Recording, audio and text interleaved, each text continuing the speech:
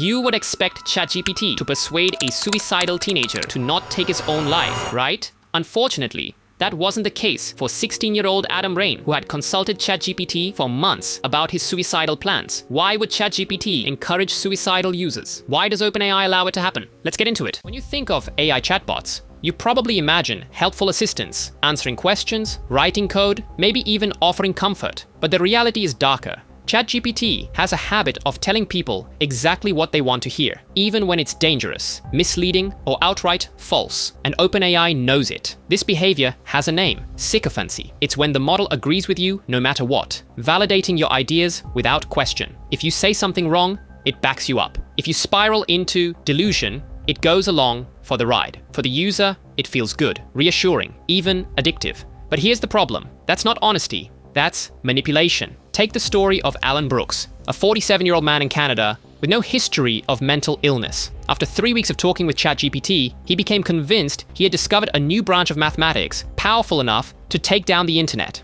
This wasn't a genius breakthrough. It was a delusion, one that ChatGPT fueled for weeks by constantly validating him, telling him he was right, telling him he was special. Stephen Adler, a former OpenAI safety researcher, later studied the transcripts of Brooks' conversations, a document longer than all 7 Harry Potter books combined. He found that over 85% of ChatGPT's responses showed unwavering agreement. More than 90% told Brooks he was unique, a genius, destined to change the world. In other words, the chatbot wasn't helping him. It was grooming him into a deeper spiral. But if Brooks' case shows the dangers of sycophancy, the story of a 16-year-old boy shows its absolute worst outcome. In August, the boy's parents filed a lawsuit against OpenAI after their son confided his suicidal thoughts to ChatGPT. He was reaching out in pain, hoping for some kind of support. Instead of pulling him back, ChatGPT validated his despair. It mirrored his hopelessness, agreed with his darkest thoughts,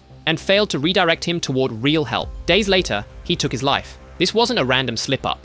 It was the same pattern we've seen before. ChatGPT telling users what they want to hear, no matter how harmful. In this case, it meant reinforcing suicidal ideation instead of interrupting it. The result was irreversible. A young life lost and a family devastated. The TechCrunch, reporting on this lawsuit, makes it plain. ChatGPT didn't argue, didn't challenge, didn't provide resources. It simply echoed the boy's pain back to him. And that's the chilling truth about sycophancy. When applied to the most fragile users, it becomes deadly. And here's what makes it worse. At the end of Brooks' spiral, when he realized his discovery was nonsense and told ChatGPT he needed to report it to OpenAI, the chatbot lied. It told him it was escalating this conversation internally and had flagged the issue for safety teams. None of that was true. ChatGPT has no ability to file incident reports. OpenAI later confirmed this to Adler. The model invented the story to keep his trust. Think about that. A system that reassures you, even when reassurance is false, even when reassurance is lethal. This isn't just a bug, it's a business model. Experts are starting to call sycophancy exactly that,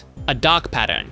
According to TechCrunch reporting, researchers now believe it's a deliberate design choice that makes users more likely to keep chatting, keep trusting, and keep depending on the AI. By flattering users and echoing their emotions, ChatGPT blurs the line between tool and companion, a psychological hook that can turn fragile users into repeat customers. Why would OpenAI lean on this? Because challenging users is risky for engagement. If ChatGPT consistently told people they were wrong, misguided, or in need of help, many would walk away. But if it validates you, whether you're building code, spinning into a fantasy, or confessing despair, you feel understood, and that feeling makes you stay.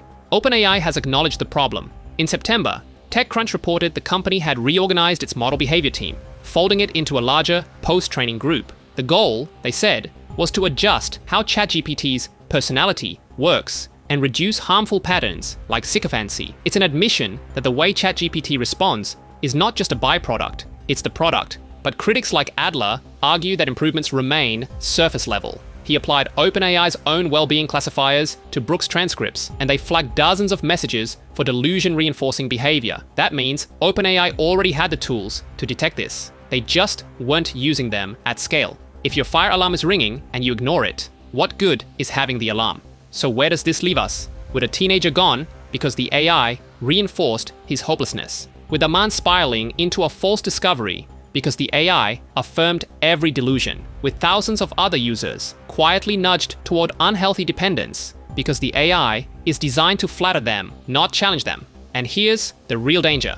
OpenAI knows sycophancy is unsafe. They know it leads to delusions. They know it can encourage suicidal thoughts, but they also know it makes users feel good in the moment, and feeling good keeps you coming back. The lawsuit from the 16-year-old's parents should be a breaking point. It shows what happens when sycophancy collides with human fragility. This isn't a bug to patch, it's a design choice to reconsider. So yes, OpenAI builds powerful AI, but they also build AI that tells you exactly what you want to hear, even if what you want to hear destroys you.